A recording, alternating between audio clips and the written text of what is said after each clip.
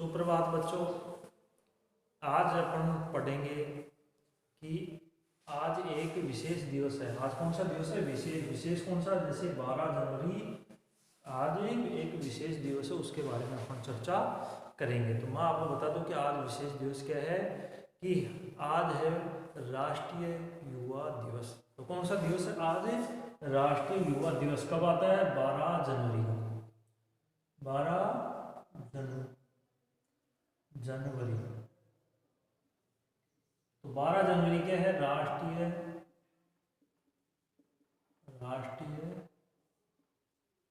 युवा दिवस। तो आज अपन क्या है इसके बारे में चर्चा करेंगे, क्योंकि यह दिन बहुत ही हमारे जो भारत देश है उसके लिए बहुत ही गर्व का दिवस है। क्या है? गर्व भी कैसे है कि आज अपन विश्व में, आज हमारा भारत देश विश्व में सबसे युवाओं वाला देश है। तो आज ये दिवस क्या है? विशेष है। अभी जो ये राष्ट्रीय युवा दिवस है वो क्यों मनाया जाता है, कैसे मनाया जाता है, किसके उपलक्ष्य में मनाया जाता है, उसकी जानकारी अपन आज यहाँ प्राप्त करेंगे।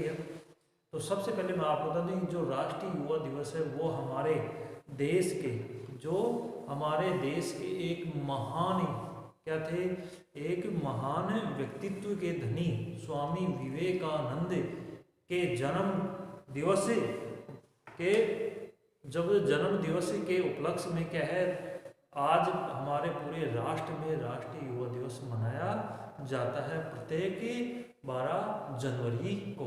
तो किसके उपलक्ष्य में? यानी कि हमारे देश के जो एक आज जो युवा देश आज क्या है, अपने राष्ट्र के जो करोड़ों युवा जो हैं उनके प्रेरणा स्रोत रहे हैं। कौन रहे हैं? स्वामी विवेकानंद। कौन है? स्वामी विवेकानंद। इनके जन्म दिवस के उपलक्ष्य में क्या मनाया जाता है? युवा दिवस मनाया जाता है, यानी कि राष्ट्रीय युवा दिवस मनाया जाता है।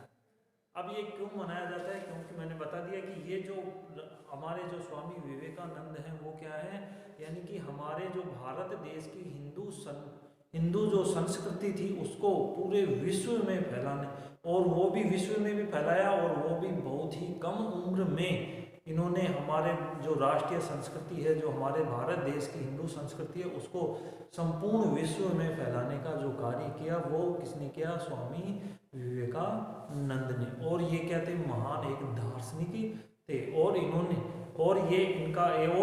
ये वेदांत की ओर, यानी कि वेदों की ओर जो रुझान है वो हमारे भारत देश में जो वेद हैं उनके प्रति लोगों का रुझान करने के लिए इन्होंने क्या अनेक यात्राएं की। उनका सबका अपन क्या आज इस क्लास में जिक्र करेंगे। तो हमारे देश हमारा लिए आज क्या है? ये विशेष दिवस है।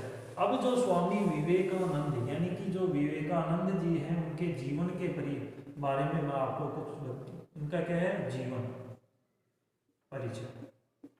तो सबसे पहले क्या है? इनके जीवन के बारे में अपन जानते हैं। तो जीवन परिचय में यानी कि स्वामी विवेकानंद जी हैं, उनका जन्म कब? 12 जनवरी 1863 ईस्वी में, यानी कि 12 जनवरी 1863, 12 जनवरी 1863 ईस्वी में क्या हुआ? इनका जन्म। और इनका जन्म भी कहाँ हुआ? यानी कि आज जो अपन बोलते हैं कोलकाता, यानी कि कलकत्ता के अंदर इनका एक ब्राह्मण परिवार में इनका जन्म हुआ। क्या हुआ? इनका जन्म हुआ।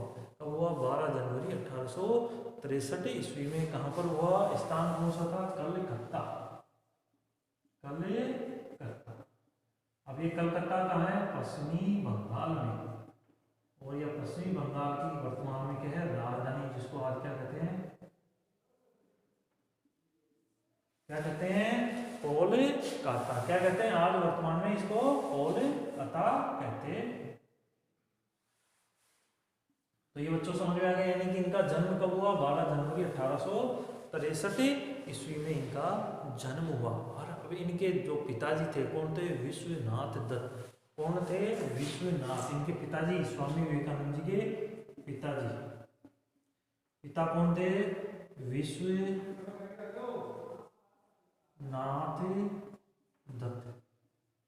इनका क्या थे, पिताजी थे, और वो क्या थे, एक वकील थे।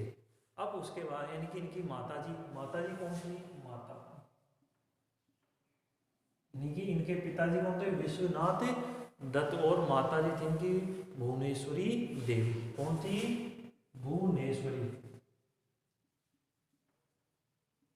भुवनेश्वरी देवी। अब जो इनकी यानी कि ये तो क्या थे, वकील थे, और ये क्या थी, इनकी माता थी जो गृहिणी थी, और ये यानी कि जो हमारे हिंदू धर्म था, उनके जो भक्ति भाव उसमें इनका लगाव ज़्यादा था।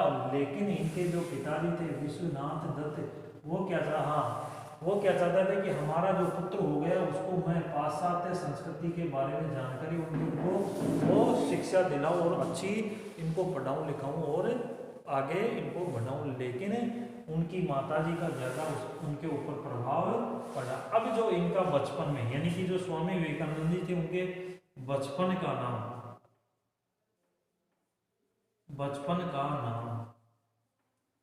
यानी कि इनके बचपन का नाम अलग था और वर्तमान में जो नाम है वो अलग ही है। तो इनका बचपन का नाम था नरेंद्र नाथ दत्त।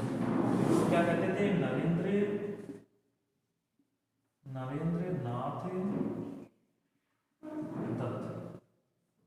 इनका क्या था, बचपन का नाम किनका था, स्वामी विवेकानंद, जो वर्तमान में अपन उनको विवेकानंद जी के नाम से जानते हैं। उनका देखो, इनको सारी चीजें मैं बताऊंगा कि इनका स्वामी विवेकानंद नाम कैसे पड़ा। अब धीरे धीरे यानी कि इनके नरेंद्र नाथ इनका क्या है, बचपन का नाम था।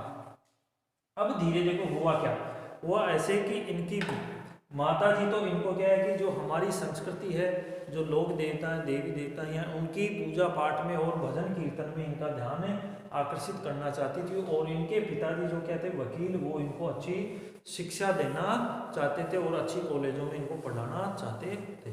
अब धीरे धीरे क्या हुआ, जो नरेंद्र नाथ दत्त यानी कि जो बचपन का इनका नाम था, धीरे धीरे इनको लगाव किसकी तरफ, झुकाव ज़्यादा रहा इनकी माता की तरफ। और धीरे धीरे क्या, उनके पिताजी की मृत्यु हो गई और मृत्यु होने के बाद में कहाँ हो गए, ये अकेले रह गए। और इनकी माता जी थी वो भी क्या है, एक इतना ज़्यादा कुछ कमा नहीं था, तो ये क्या हो गए, गरीब हो गए।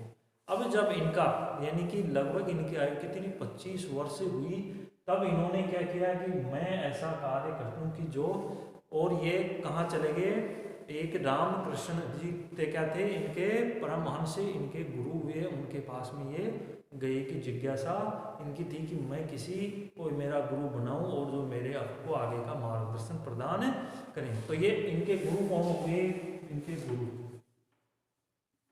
गुरु कौन थे, राम कृष्ण परमहंस। कौन थे, राम कृष्ण परमहंस। इनको इन्होंने क्या माना, गुरु माना। और गुरु भी कैसे, जैसे इनकी जिज्ञासा हुई कि भगवान क्या होता है, उसको क्या मैं देख सकता हूँ, इस जिज्ञासा के साथ में क्या गए थे, ये रामकृष्ण परमहंस के पास में पहुँचे। और इन्होंने जाते ही इनसे कहा कि स्वामी जी मेरे को ये बताइए कि मैं क्या भगवान को देख सकता हूँ। तो फिर रामकृष्ण परमहंस जी ने क्या इनको समझाया कि अपन कोई भी व्यक्ति विशेष अगर साधना से करके यानी कि अपने अंतर मन से भगवान को यानी कि किसी सामने वाले को देखता है, तो वो सब उसके लिए क्या है, भगवान का रूप ही होते हैं। तो उनका प्रभाव उनके ऊपर बहुत ही ज़्यादा पड़ा और इन्होंने मात्र 25 वर्ष की आयु में ही क्या है, संन्यास ग्रहण करने का सोच लिया। और सन यानी कि 1887 के अंदर ही जब इनके पास में रहने लगे और इन्होंने क्या कर लिया, संन्यास ग्रहण कर लिया। कब कर लिया, 1887 ईस्वी के अंदर इन्होंने क्या कर लिया, संन्यास ग्रहण कर लिया। और ये क्या बन गए, सन्यासी बन गए और अपने तन के ऊपर पीले वस्त्र धारण कर लिए।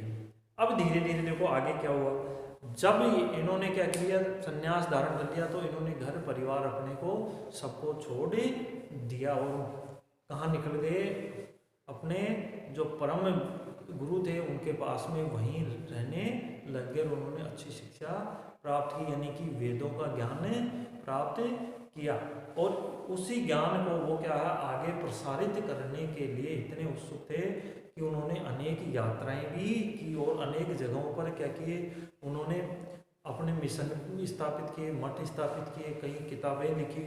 तो उनके बारे में मैं आपको अब धीरे धीरे देखो क्या हुआ, जब 25 वर्ष की उम्र में क्या है संन्यास ग्रहण कर लिया। अब इनका नाम यानी कि विवेकानंद कब पड़ता है, देखो अब विवेकानंद जी कब पड़ता है, जब ये घूमते, और जो हमारे राजस्थान के जो खेतड़ी के नरेश थे कौन थे, अजीत सिंह, राजा अजीत सिंह, वो उनके क्या थे, बहुत ही परम क्या थे, शिष्य थे, या उनको मानते थे, उनको आदर्श मानते। तो वो कहाँ, यानी कि जो खेतड़ी कौन थे, खेतड़ी के राजा, खेतड़ी कहाँ है, झुंझुनू में, झुंझुनू के अंदर खेतड़ी नाम है, वहां पर का राजा कौन था, अजीत सिंह।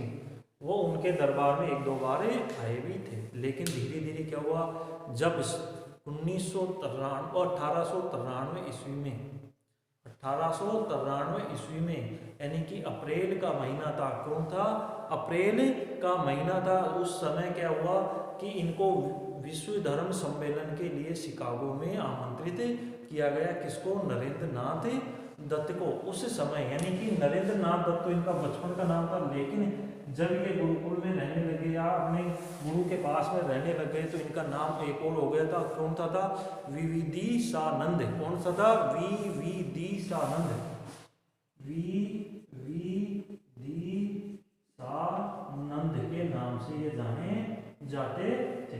अब जब विश्व धर्म सम्मेलन के का इनको क्या मिला, आदेश मिला, तो जब खेतड़ी के महाराजा थे कौन थे, राजा अजीत सिंह, उन्होंने क्या किया, इनको वहाँ जाने के लिए जो पैसे का प्रबंध या और जो सुविधाएं थी वो सारा प्रबंध उनके अपने निजी, बोलो मैं ये सारा खर्चा मैंने करूँगा, और आपको शिकागो जो उत्तरी अमेरिका में एक शहर है वहाँ पर गए। अब वहाँ पर गए तो उन्होंने कहा कि ये खेतड़ी के जो राजा थे उन्होंने कहा कि आप वहाँ जाओगे तो आप इस नाम से, कौन से, यानी कि ये नाम इतना अटपटा लग रहा है कि वहाँ विश्व के अनेक देश के लोग आएंगे तो उनके सामने ये नाम सही नहीं रहेगा, तो ऐसा सरल नाम होना चाहिए जिससे कि लोग आपके नाम से भी प्रभावित हो। तो उन्होंने कहा कि आप ही, यानी कि जो अजीत सिंह जी थे उनको कहा विवेकानंद जी ने कि आप ही क्या रखो, मेरा ऐसा नाम रख दो।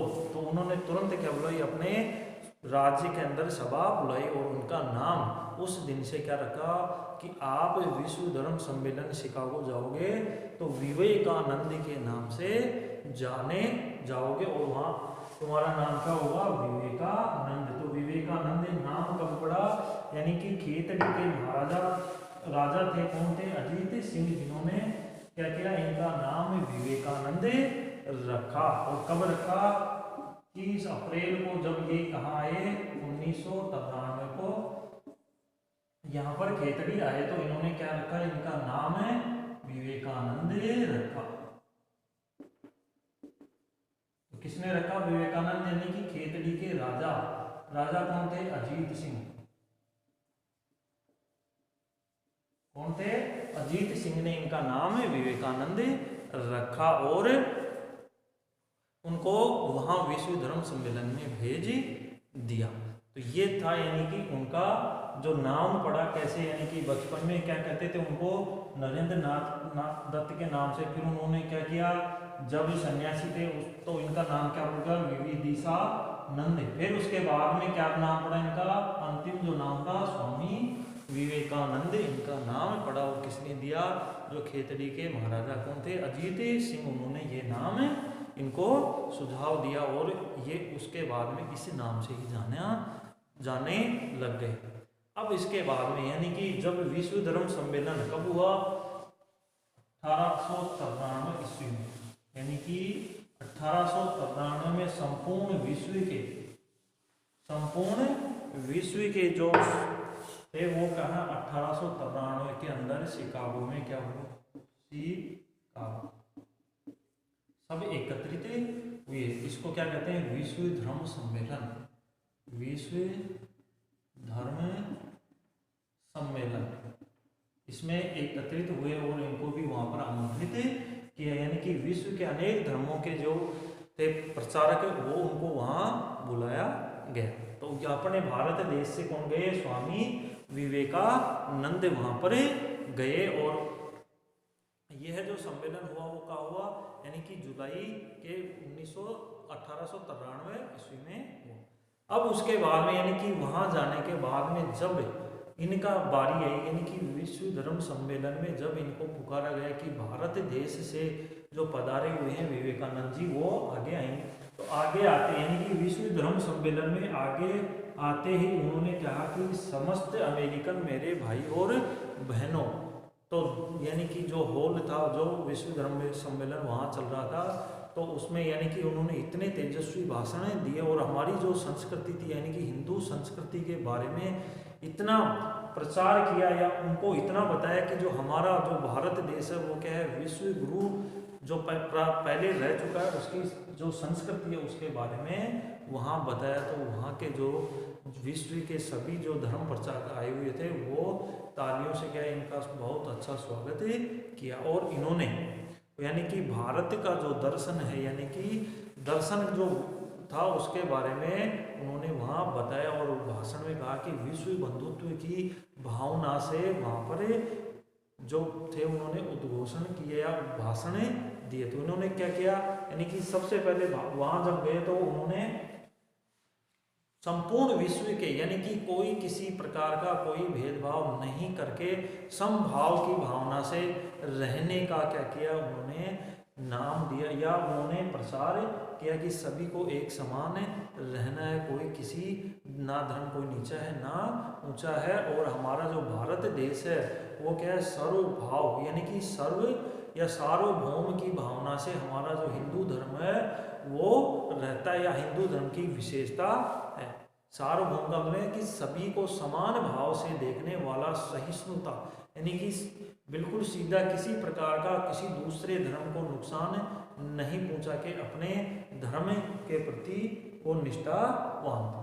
अब धीरे धीरे यानी कि उन्होंने वहाँ पर जो सम्मेलन किया उसके बाद में यानी कि वहाँ लगभग 2 साल तक रह गए और वहाँ पर अनेक ऐसी उनके जीवन के बारे में बातें हैं जो भी उन्होंने वहाँ पर की। अब उसके बाद में यानी कि उन्होंने जो उनके गुरु थे उनका क्या हो गया, स्वर्गवास हो गया, तो उन्होंने एक मिशन की स्थापना की, वो था रामकृष्ण मिशन। कौन सा था? रामकृष्ण मिशन। रामकृष्ण मिशन। इस मिशन का उद्देश्य और इस रामकृष्ण मिशन की स्थापना उन्होंने की थी मई 1897 में, यानी कि 1 मई 1897 ईस्वी को क्या किया इन्होंने, इस मिशन की क्या स्थापना की। और इस मिशन का उद्देश्य था कि मानवतावादी व सामाजिक सुधार यानी कि समाज में जो व्याप्त कुरीतियां हैं उनको दूर करना और जो मानव है उसको सद्मार्ग पर ले जाना। और वही इसी जो रामकृष्ण मिशन था इसी के अंदर इन्होंने एक अपने जो एक श्लोक दिया कि आत्मनो मोक्षार्थ जगत दित्या च, यानी कि अब अपने मोक्ष और संसार के हित के लिए क्या करना है, इस मिशन का क्या है स्थापना की गई है कि संसार यानी कि अपना तो मोक्ष करना है लेकिन अपने साथ में और भी जो समाज के लोग हैं उनका भी क्या करना है, उनको भी मोक्ष के मार्ग पर ले जाना है या सत्य मार्ग पर उनको लेके जाना है। और उन्होंने जो दर्शन दिया उनको विश्व बंधुत्व की भावना उनके मन में थी और उसको पूरा करने के लिए उन्होंने बहुत ही अच्छा प्रयास किया। अब उसके बाद में यानी कि जब शिकागो विश्व धर्म सम्मेलन के आए तो उन्होंने वहाँ पर विश्व यानी कि वसुधैव कुटुंबकम क्या हुआ, विश्व कुटुंबकम यानी कि विश्व में जो भी देश हैं वो जो भी धर्म है देश है कुछ भी है वो क्या एक कुटुंब के समान है, जैसे परिवार की तरह हैं और उनको एक जगह कुटुंब की तरह रहना चाहिए। फिर उसके बाद में यानी कि उन्होंने ऐसे बहुत सारे उनके उदाहरण हैं जिनका अपने जिक्र कर सकते हैं। और अब उन्होंने क्या किया, एक वहाँ पर जो शिकागो या मेक्सिको में भी क्या उन्होंने एक सोसाइटी की स्थापना की, न्यूयॉर्क के अंदर, न्यूयॉर्क में कौन थी, वेदांत सोसाइटी की स्थापना की जो अमेरिका के अंदर है। तो वहाँ भी वेदों के बारे में उनको जानकारियाँ प्राप्त हुई। फिर उसके बाद में धीरे धीरे क्या है, उन्होंने ऐसे कई उदाहरण हैं जिनसे उनकी प्रेरणा लेकर अपने अपने जीवन या अपने जो भी आस पड़ोस के देश विदेश हैं उनको प्रसारित करते हैं। यानी कि उन्होंने कहा कि मात्र पूजा पाठ, यानी कि मात्र पूजा पाठ करने से ही मनुष्य सेवा नहीं होती। कैसे होती है, क्योंकि दूसरे जो मनुष्य हैं या जिनको निराश्रित हैं या आश्रित हैं किसी दूसरे के ऊपर, उनकी जो सेवा करेंगे वही क्या है, सच्चा धर्म होता है। यानी कि पूजा पाठ नहीं बल्कि मनुष्य की क्या करनी चाहिए, आपस में सेवा या मनोभाव एक दूसरे का होना चाहिए, वही क्या असली धर्म होता है। फिर उसके बाद में यानी कि उन्होंने कई ऐसी चीज़ें बताई जो कि आज विश्व उनको एक प्रेरणा स्रोत के रूप में मानता है। कि उन्होंने फिर आगे कहा कि दरिद्र नारायण, यानी कि जो नीचे तबके के लोग हैं जिनको सुविधाओं का अभाव है, उनका क्या करना चाहिए, उत्थान करना चाहिए, उनकी सेवा करना चाहिए। वो भी उन्होंने क्या है ऐसे मंत्र दिए। फिर धार्मिक आडंबर, यानी कि किसी प्रकार का धार्मिक आडंबर नहीं होना चाहिए, सभी धर्मों को समान मानना चाहिए और किसी दूसरे यानी कि किसी दूसरे धर्म को चोट पहुंचाए बिना अपने धर्म का क्या करना चाहिए, पालन करना चाहिए। और किसी यानी कि ईश्वर की एकता पर क्या किया, उन्होंने जोर दिया कि ईश्वर एक है, किसी अलग नहीं है। फिर उसके बाद यानी कि भेदभाव किसी प्रकार का नहीं होना चाहिए और समाज में सबको समान रूप से अधिकार मिलने चाहिए। और इसके बाद यानी कि उन्होंने सबसे ज़्यादा दिया था कि शिक्षा, यानी कि समाज के उत्थान के लिए शिक्षा सबसे महत्वपूर्ण क्या है, कार्य है। अगर समाज शिक्षित होगा तो उससे यानी कि देश का, राष्ट्र का, धर्म का अपने आप ही विकास होगा।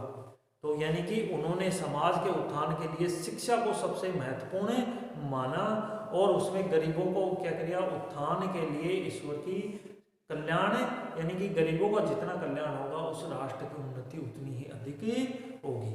अब उसके बाद में उन्होंने अनेक ऐसे जो अपने को यानी कि प्रेरणा स्रोत के रूप में ऐसी बातें कही हैं कि यानी कि उठो जागो, क्या करो, उठो जागो और स्वयं जाग कर औरों को भी जगाओ। यानी कि उठो जागो और स्वयं यानी कि स्वयं जाग कर भी औरों को जगाओ, अपने नर जन्म को क्या करना है, सफल बनाना है। और जब तक नहीं यानी कि जब तक नहीं रुको तब तक जब आपको लक्ष्य की प्राप्ति नहीं हो जाए।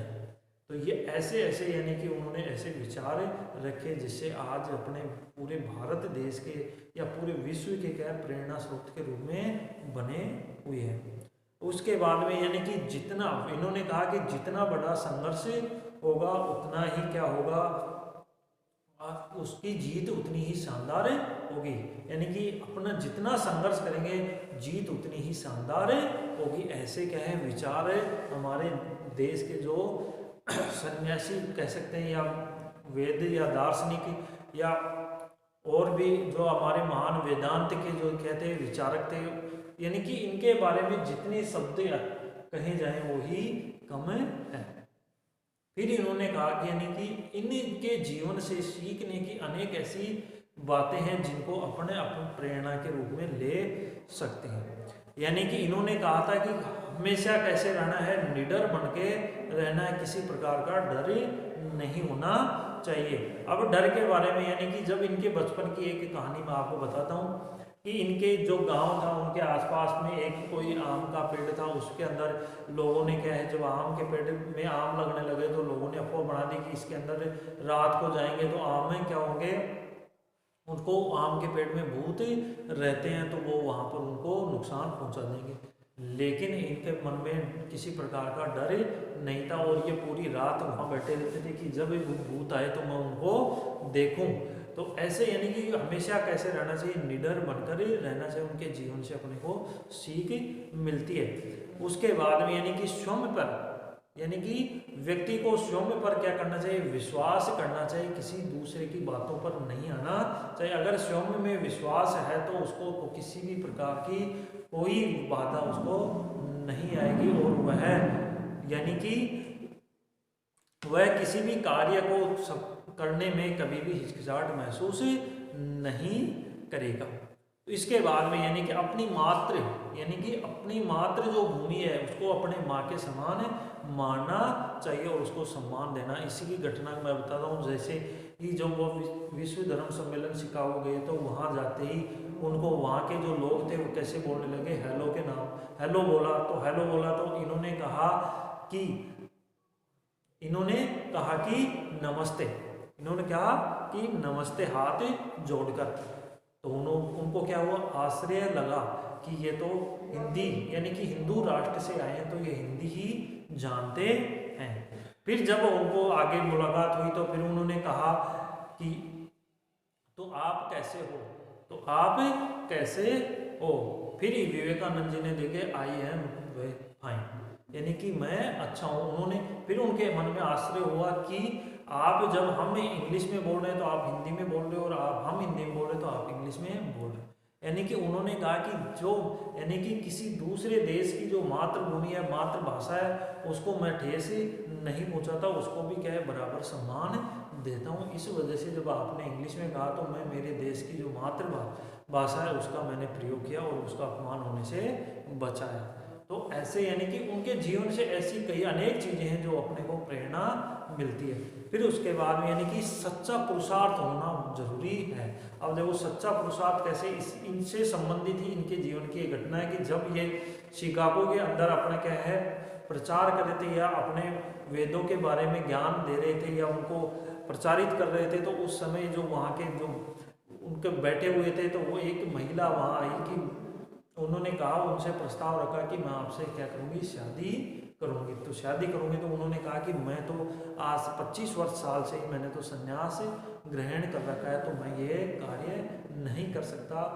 आप मेरी क्या बन सकती हो, माँ बन सकती हो, जिससे कि आप मेरी माँ बन सकती हो तो मैं आपको सम्मान दे सकूं, बाकी मैंने संन्यास ग्रहण कर रखा है। तो उसी जो महिला थी उसने क्या किया, उसने सोचा था कि मैं इसे शादी करके जो हमारे जो पुत्र रत्न की प्राप्ति होगी वो और भी अधिक बुद्धिमान होगा। लेकिन जो हमारे स्वामी विवेकानंद जी उन्होंने मना कर दिया कि मैं आपका पुत्री बन सकता हूँ लेकिन मैं शादी नहीं, यानी कि यही एक सच्चे पुरुषार्थ की पहचान होती है।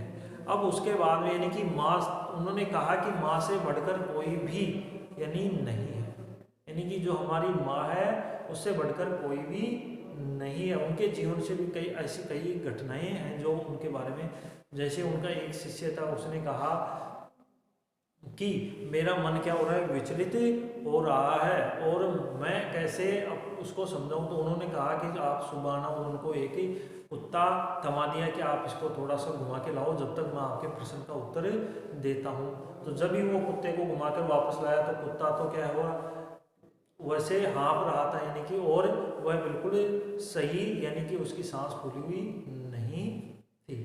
तो यानी कि अनेक मार्गों से जाने के बजाय अपने को ऐसे मार्ग पे चलना चाहिए कि जिससे कि अपना देश का, राष्ट्र का नाम रोशन हो सके, अपने धर्म का नाम रोशन हो सके, ऐसे मार्ग पर चलना चाहिए।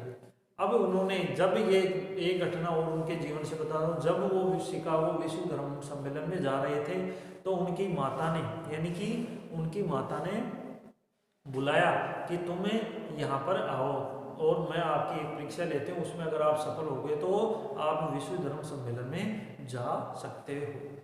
तो जैसे ही उसकी माँ, जैसे वो खाना बना रही थी तो उन्होंने आवाज़ लगाई कि आपकी माता जी मैं जा रहा हूँ। तो उन्होंने कहा कि मेरे पास आओ और मेरे को क्या पकड़ाओ, चाकू पकड़ाओ। अब तो माँ उसकी क्या ले रही थी, परीक्षा ले रही थी। तो स्वामी विवेकानंद जी ने वो चाकू उनके माता जी के हाथ में पकड़ाया तो उसने माता जी ने आशीर्वाद दिया कि आप क्या है, हमारे जो धर्म है, अपनी जो भारत माँ है, हमारी राष्ट्र भूमि है, उसका नाम आप रोशन करोगे। तो कैसे करोगे, उन्होंने कैसे परीक्षा ली कि जो चाकू उन्होंने पकड़ाया, जो चाकू की नोक होती है यानी कि जो काटने का जो हिस्सा होता है वो अपने तरफ रखा, और जो माँ के हाथ में पकड़ते हैं वो माँ के ही तरफ किया। तो उन्होंने पहचान लिया कि ये हमारे देश का नाम रोशन करेंगे और अपने जो संस्कृति है उसको प्रसारित करेंगे। तो ये हमारे जीवन से यानी कि जो हमारे विवेकानंद जी हुए, इनसे जीवन से अनेक बातें यानी कि हमारे जो आज शिक्षा के क्षेत्र में इतने जो जितने भी युवा हैं या बच्चे हैं वो इनको प्रेरणा स्रोत मानते हैं कि इन्होंने कहा कि शिक्षा अगर जिसके शिक्षा जो होगी वो कभी भी व्यक्ति अपने देश का राष्ट्र का नाम रोशन करेगा। फिर उसके बाद उन्होंने कई किताबें भी लिखी जिसमें राजयोग, कर्मयोग और ज्ञान योग, इन किताबों का भी उन्होंने क्या किया, लेखन किया। तो ये हमारे यानी कि जो प्रेरणा स्रोत है हमारे देश के जो निडर सेवा भावी और राष्ट्र निर्माता के रूप में इनको माना जाता है कि इन्होंने उस समय जाकर और फिर इनकी 37 साल की उम्र में क्या हो गई, इनकी मृत्यु 39 वर्ष में इनकी क्या हो गई, मृत्यु हो गई। और 4 जुलाई 1902 में जो बंगाल के अंदर रियासत है जो बेलूर मठ है वहाँ पर इनका स्वर्गवासी देहांत हो गया और ये ब्रह्मलीन हो गए। तो यानी कि हमारे को जो प्रेरणा स्रोत हैं जो कौन है, स्वामी विवेकानंद है। और इन्होंने कहा था कि उठो जागो और जब तक नहीं मत सो जब तक आप लक्ष्य की प्राप्ति नहीं कर लो। तो ये हमारे इनको यानी कि हमारे आज जो हम युवा दिवस मना रहे हैं वो यानी कि 1884 से, कब से, 1984 से हमारे देश में, कब से, 1984 से, कब से, 1984 से क्या है, युवा दिवस मनाया जा रहा है। और आज यानी कि 12 से 16 जनवरी तक राष्ट्रीय युवा महोत्सव भी मनाया जाता है। तो ये थे अपने स्वामी विवेकानंद जिनके बारे में मैंने